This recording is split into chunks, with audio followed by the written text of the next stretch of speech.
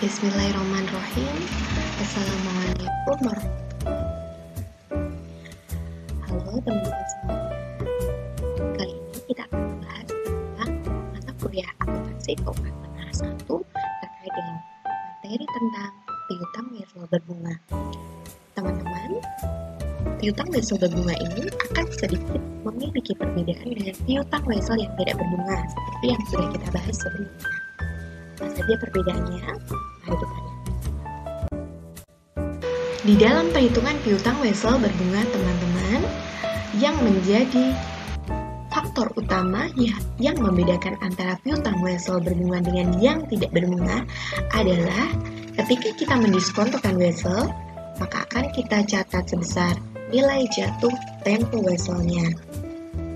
Akan saya highlight semacam ini.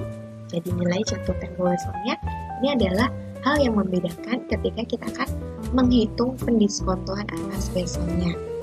Sedangkan ketika kita menghitung piutang wesel yang tidak berbunga, maka nilai jatuh tempo weselnya ini tidak diperhitungkan.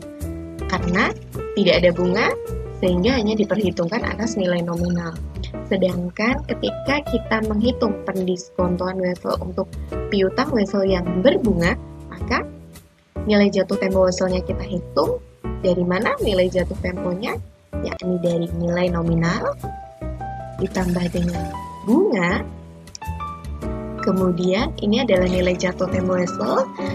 Karena kita mendiskontokan, maka dikurangi dengan diskonto yang diperhitungkan oleh bank, gitu ya.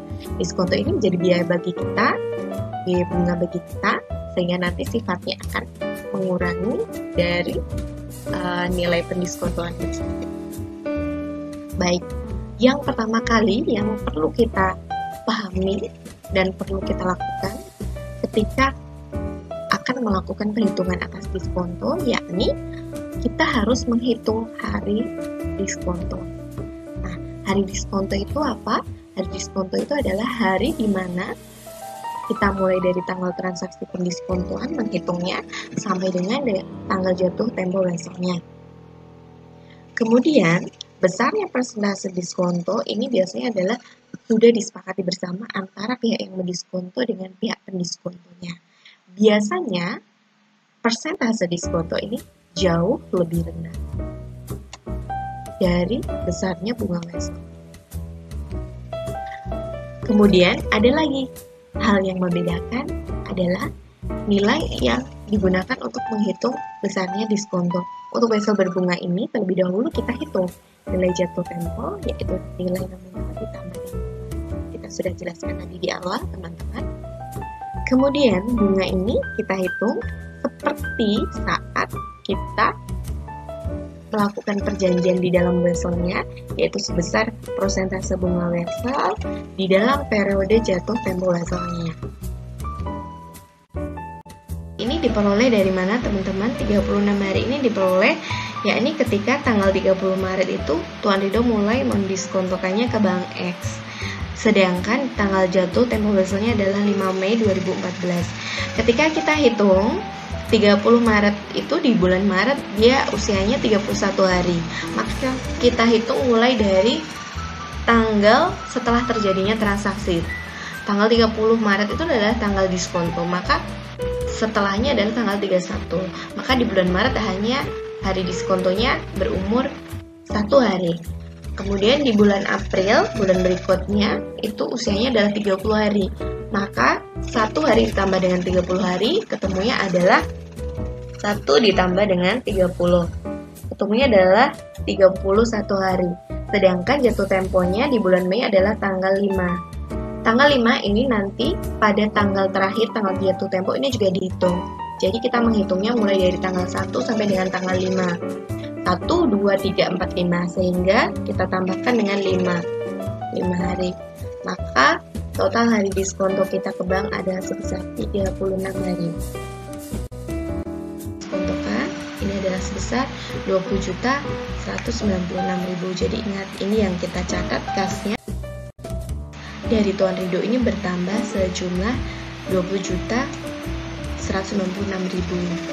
20.196.000 ini adalah merupakan piutang wesel yang kita diskontokan, dan pendapatan bunga yang diperoleh oleh Tuan Rido. Nah, piutang wesel yang didiskontokan ini kenapa bersaldo di kredit?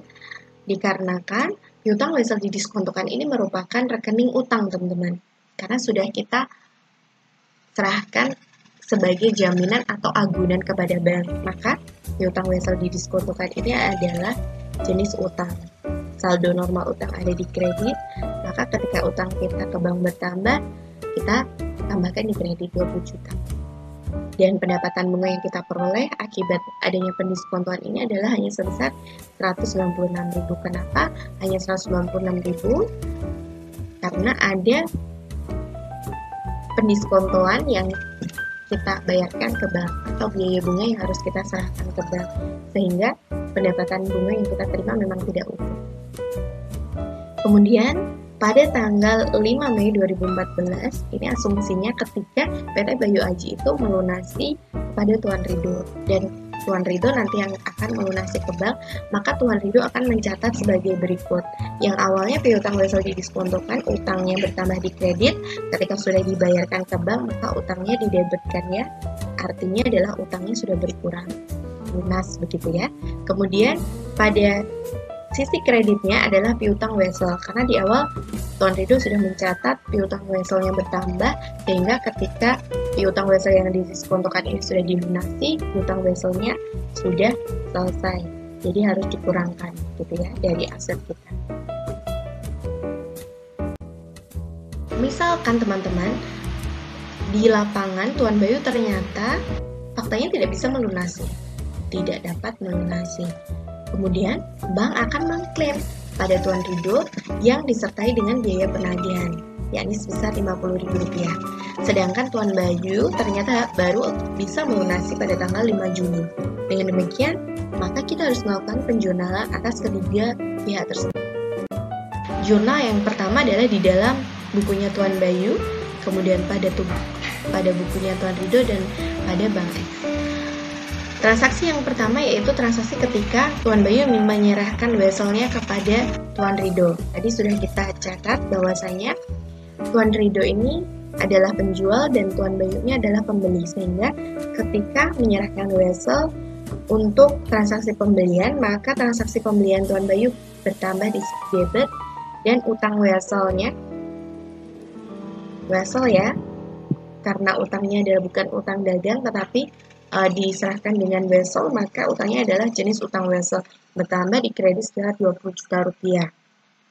Sedangkan di dalam buku Tuan Rido adalah piutang weselnya yang bertambah dan penjualannya juga bertambah, karena Tuan Rido ini adalah selaku penjual yang menerima wesel, maka piutangnya disebut piutang wesel. Di sini jurnal dalam Bank X itu belum ada karena memang transaksinya hanya terjadi antara Tuan Bayu Aji dan Tuan Rido. Lalu, pada tanggal 30 Maret 2014, Tuan Rido ini membutuhkan uang sehingga harus mendiskontokan weselnya kepada Bank X. Dengan tingkat persen diskonto saat itu adalah 10% yang ditetapkan oleh bank. Perhitungannya tadi sudah ya teman-teman. Kita anggap sudah karena sudah dijelaskan di awal. Maka penjurnalannya hanya dilakukan antara Tuan Rido dan Bank X. Karena di sini Tuan Bayu tidak terkait atau tidak terlibat di dalam transaksi yang terjadi. Pada saat mendiskontokan wesel, Tuan Rido akan memperoleh uang ya teman-teman. Nah, uangnya adalah yang diterima sejumlah Rp20.196.000, sehingga kas bertambah di sisi debit Rp20.196.000. Dan piutang wesel yang didiskontokan karena merupakan utang kepada bank, utangnya bertambah di kredit, maka piutang wesel didiskontokan juga bertambah di sisi kredit sebesar Rp20 juta, dan memperoleh pendapatan bunga hanya sebesar Rp196.000, karena ada beberapa pendiskontoan yang harus kita bayarkan ke bank, yakni sebesar Rp204.000. Harusnya kita memperoleh utuh bunganya Rp400.000, tetapi dikurangi dengan biaya bunga akibat pendiskontoan ada sebesar Rp204.000, maka kita hanya menerima sebesar Rp196.000. Kemudian di dalam Bank X Juga dilakukan penjurnalan sebagai berikut karena Bank X menerima weselnya sebagai piutang, maka piutang weselnya bertambah di debit 20 juta. Kemudian pendapatan bunga kita kreditkan terlebih dahulu karena ini yang kita awalnya kita bayarkan ke Tuan Rido. Kemudian kasnya adalah berkurang sebesar 20.196.000 akibat bank membayar sejumlah uang ketika Tuan Rido mendiskontokannya ke bank. Kemudian pada tanggal 5 Mei 2014, ternyata Tuan Bayu itu tidak bisa membayar. Ini adalah tanggal jatuh tempo weselnya. Dan bank akhirnya menagih. Menagihnya adalah kepada Tuan Rido, karena yang mendiskontokan wesel adalah Tuan Rido. Yakni sebesar yang ditagih adalah sebesar nilai jatuh tempo ditambah dengan biaya penagihan sejumlah 50.000. Akhirnya dilunasi terlebih dahulu oleh Tuan Rido. Tuan Rido akan menjurnal sebagai berikut dan jurnal Bank X juga akan menjurnal sebagai berikut. Sedangkan Tuan Bayu karena tidak terlibat dalam transaksi itu, maka Tuan Bayu tidak melakukan pencatatan apapun. Jurnal dalam Tuan Rido itu adalah ketika Tuan Rido yang melunasi, maka akan dicatat lagi sebagai piutangnya Tuan Rido, bukan lagi sebagai piutang wesel karena weselnya sudah jatuh tempo. Maka yang bisa menampung adalah akun piutangnya, akun piutang kepada Tuan Bayu, karena Tuan Bayu nanti akan melunasinya kepada Tuan Rido. Piutang adalah sebesar 20.450 diperoleh dari mana teman-teman, yakni nilai jatuh tempo. Nilai jatuh tempo tadi adalah sebesar 20.400.000 ditambah dengan biaya penagihan yang dialamatkan kepada Tuan Rido, sehingga harus ditambahkan, yakni sebesar 50.000, maka 20.400.000 20.400 ditambah dengan 50.000, maka ketemunya ada 20.450.000 rupiah. Dan kasnya adalah sebesar berkurang sebesar 20.450 akibat kita harus melunasi ke bank. Maka piutang wesel yang didiskontokan tadi yang sudah kita catat di awal juga harus kita nolkan, teman-teman. Jadi utang kita sudah berkurang, maka utang berkurang di debit 20 juta dan piutang weselnya juga sudah jatuh tempo, maka harus kita kurangkan dari aset kita di kredit sebesar 20 juta. Kemudian jurnal pada Bank X itu adalah Bank X menerima pelunasan dari Tuan Rido sebesar 20.450, maka kasnya bertambah di debit sebesar 20.450.000. Kemudian piutang weselnya karena sudah jatuh tempo sudah berkurang dan sudah dilunasi 20 juta rupiah. Kemudian pendapatan bunganya yang diperoleh adalah sebesar 400.000 rupiah dan biaya penagihan yang awalnya dibayarkan kita kurangkan dari biaya di awal. Biaya di awal dicatat pada debit, maka ketika sudah dilunasi oleh Tuan Rido, maka biaya penagihannya dikurangkan di kredit sebesar 50.000 rupiah. Kemudian pada tanggal 5 Juli 2014, ternyata Tuan Bayu baru bisa melunasi weselnya ya.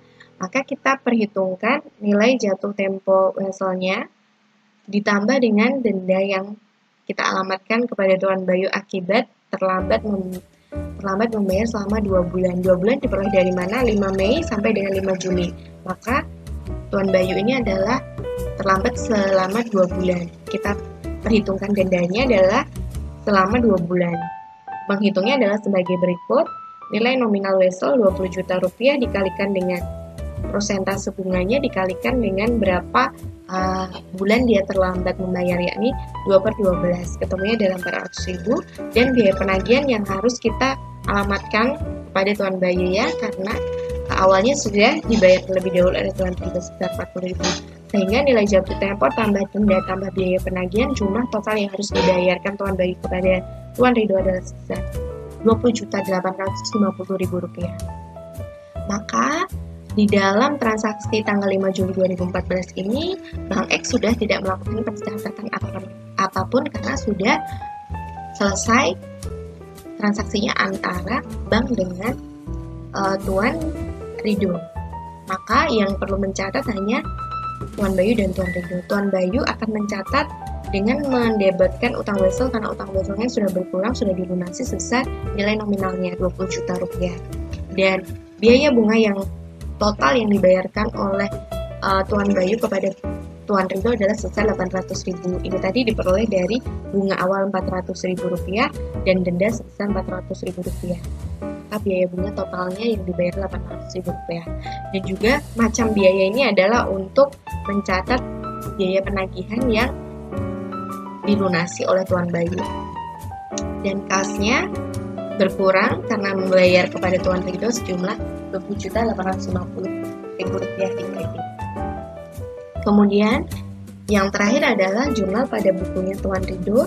Karena Tuan Rido yang menerima pelunasan, maka kasnya bertambah sejumlah uang yang dibayarkan oleh Tuan Bayu, yaitu sebesar Rp20.850.000, dan piutangnya yang awalnya sudah dicatat sebagai piutang juga akan dikurangkan dari akun awalnya sebesar Rp20.450.000 dan mencatat atas pendapatan bunga, atau kalau di dalam Tuan Bayu itu adalah sebagai dendanya Tuan Bayu sebesar Rp400.000 karena keterlambatan Tuan Bayu selama 2 bulan, sehingga pendapatan bunga yang diperoleh Tuan Rido ini adalah juga sebesar 2 bulan karena piutang weselnya selama 2 bulan mulai dari 5 Mei sampai dengan 5 Juli 2014 itu dimiliki oleh Tuan Rido, sehingga Tuan Rido yang berhak atas pendapatan bunga selama periode tanggal 5 Mei sampai dengan 5 Juli 2014. Baik, itu tadi teman-teman penjelasan atas perhitungan ketika pendiskontoan wesel yang berbunga. Memang agak sedikit perbedaan. Bunda Niresum mulai dari awal sampai dengan akhir ini tadi. Yang terpenting ketika kita mendiskontokan piutang wesel yang berbunga ini, maka ketika kita mendiskontokan wesel, kita harus memperhatikan nilai jatuh tempo weselnya. Dari nilai jatuh tempo wesel ini diperoleh yakni nilai nominal ditambah dengan bunganya, baru akan dikurangi dengan nilai diskonto yang dibayarkan kepada bank. Sedangkan ketika kita menghitung pendiskontoan wesel pada piutang wesel yang tidak berbunga, maka nilai pendiskontoan hanya berasal dari nilai nominal dikurangi dengan diskonto wesel ke bank. Itu saja materi untuk piutang wesel, teman-teman. Terima kasih atas partisipasi kalian. Jangan lupa untuk mengerjakan soal-soal latihan yang sudah ada di dalam buku akuntansi keuangan menengah. Tugas selanjutnya akan Bunda berikan di kelas psikologi pada assignment. Jangan lupa untuk memperhatikan jujurnya ya teman-teman, dan kerjakan sendiri-sendiri, kerjakan secara jujur, benar, dan tuntas. Terima kasih.